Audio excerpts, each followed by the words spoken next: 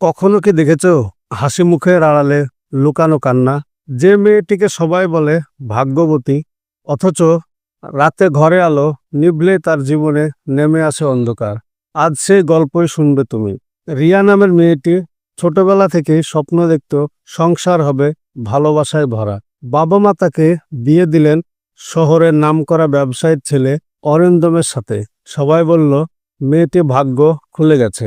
বিয়ের প্রথম দিকে সবকিছুই স্বপ্নের মতো ছিল। অরিন্দম তাকে সিনেমার নায়িকার মতো যত্ন করত। দামি শাড়ি, গয়না, ঘুরতে যাওয়া সবই ছিল। রিয়া ভাবত, সত্যিই কি এত সুখ তার প্রাপ্য?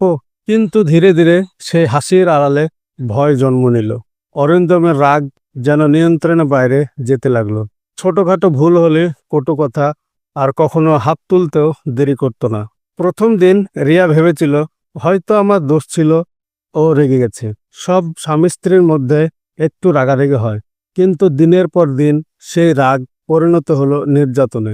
বাইরে লোকজনের সামনে অরিন্দম হাসি খুশি সফল ব্যবসায়ী, সবাই ভাবে সে আদর্শ স্বামী। কিন্তু দরজা বন্ধ হলে রিয়ার জন্য সেই মানুষটাই হয়ে যায় এক দানব। রিয়া চুপ করে সব সহ্য করত, ভাবত সমাজ কি বলবে, বাবা মা কষ্ট পাবেন, আমার কষ্ট আমার ভেতরেই থাকুক। কিন্তু কতদিন একা এই অন্ধকারে লড়া যায়? রাতের বেলায় ঘর ভরে যায় ঝগড়ার আওয়াজে। ছোট্ট একটা ভুল হলেই অরিন্দম ভেঙে ফেলে থালা বাসন, ছুঁড়ে মারে জিনিসপত্র। রিয়া কোণের দিকে সরে দাঁড়ায়, বুক চাপা দিয়ে কান্না চেপে রাখে। একদিন শুধু চিৎকারে থামল না অরিন্দম, রিয়ার গালে পড়ল জোরে একটা চড়। হঠাৎ সেই শব্দে গোটা বাড়ি কেঁপে উঠল। রিয়ার চোখ ভরে গেল জল, কিন্তু মুখেও একটাও শব্দ বেরোল না।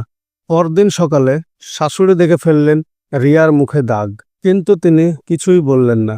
শুধু ঠান্ডা গলায় বললেন, মেয়েরা সব সহ্য করতে জানে, সংসার তো এভাবেই টিকে থাকে। শ্বশুরও নীরব, তিনি জানেন ছেলের রাগ, কিন্তু মুখ খোলেন না।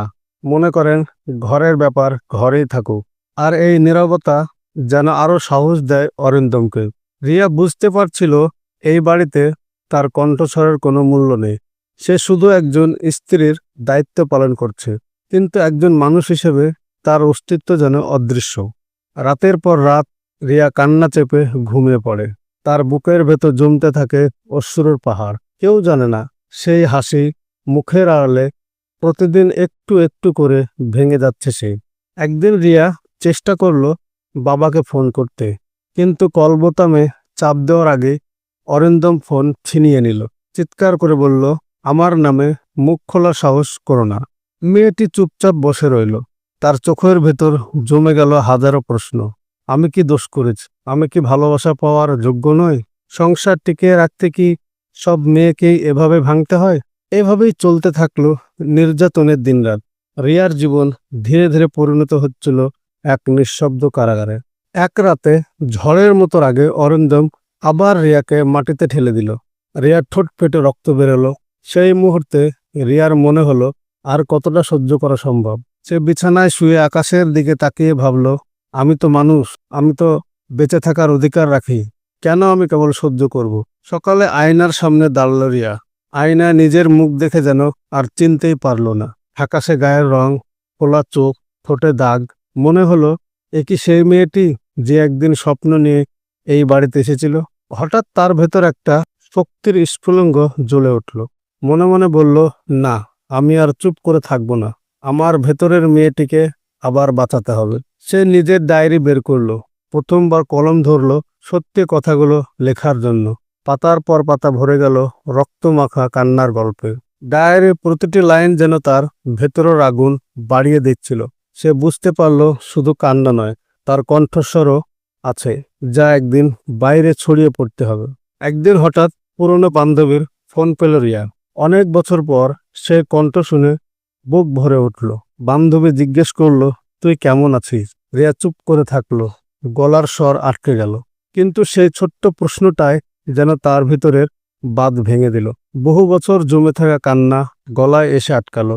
রিয়া প্রথমবার স্বীকার করল, আমি ভালো নেই। বান্ধবী তাকে সাহস দিল, রিয়া তুই মানুষ, তোরও অধিকার আছে সম্মানের সঙ্গে বাঁচার। চুপ করে থাকলে তুই হেরে যাবি। সেই মুহূর্তে রিয়া সিদ্ধান্ত নিল আর নয়, অন্ধকার যতই ঘন হোক একদিন সূর্য উঠবেই। এবার লড়াই শুরু হবে নিজের জন্য। রিয়ার বুকের ভেতর জমে থাকা ভয় ধীরে ধীরে জায়গা ছাড়ল এক নতুন শক্তিকে। সে ঠিক করল আজ নয়তো কাল তাকে এ ঘরের অন্ধকার থেকে বের হতেই হবে। সে গোপনে তার ডায়েরি, কিছু টাকা আর প্রয়োজনীয় কাগজপত্র জোগাড় করতে লাগলো। প্রতিদিন একটু একটু করে নিজের মুক্তির রাস্তা তৈরি করছিল। অরিন্দম কিছুই টের পায়নি। বাইরে থেকে এখনো সে বড়লোক স্বামী, পার্টিতে হাসি মুখ, আর ঘরে ঢুকেই দানব। কিন্তু রিয়া জানত এবার তার কান্না নয়, তার পদক্ষেপে উত্তর হবে। এক রাতে যখন বাড়ি নিস্তব্ধ, সবাই ঘুমিয়ে আছে, রিয়া দরজা খুলল আস্তে আস্তে। তার হাতে ছোট ব্যাগ, বুক কাঁপছে কিন্তু চোখে ভয় নেই, শুধু দৃঢ়তা। রাস্তায় বেরিয়ে প্রথমবার সে বুক ভরে শ্বাস নিল, যেন এতদিনের দমবন্ধ ঘর থেকে বেরিয়ে এসেছে খোলা আকাশে। সে বাবার বাড়িতে ফিরল না, জানতো সমাজ বলবে স্ত্রী ঘর ছেড়ে গেলেই মেয়ের দোষ। তাই রিয়া বেছে নিল নতুন শহর, নতুন শুরু। কিছুদিন কঠিন ছিল, অচেনা শহরে একা থাকতে শিখতে হয়েছে, কাজ খুঁজতে হয়েছে।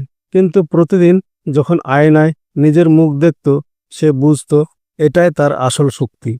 ডায়েরির প্রতিটি পাতায় সে লিখতে লাগলো নতুন গল্প, অসহায় মেয়ের নয়, নিজের পায়ে দাঁড়ানো এক নারীর গল্প। একদিন জানালার বাইরে দাঁড়িয়ে রিয়া সূর্যোদয় দেখল। মনে হলো সত্যি জীবন নতুন করে শুরু হয়েছে।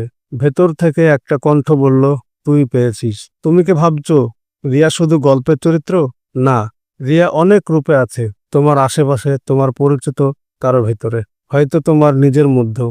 একদিন যদি তুমি ভাঙা কণ্ঠ শুনতে পাও, মনে রেখো নীরবতা ভাঙলেই মুক্তি আসে।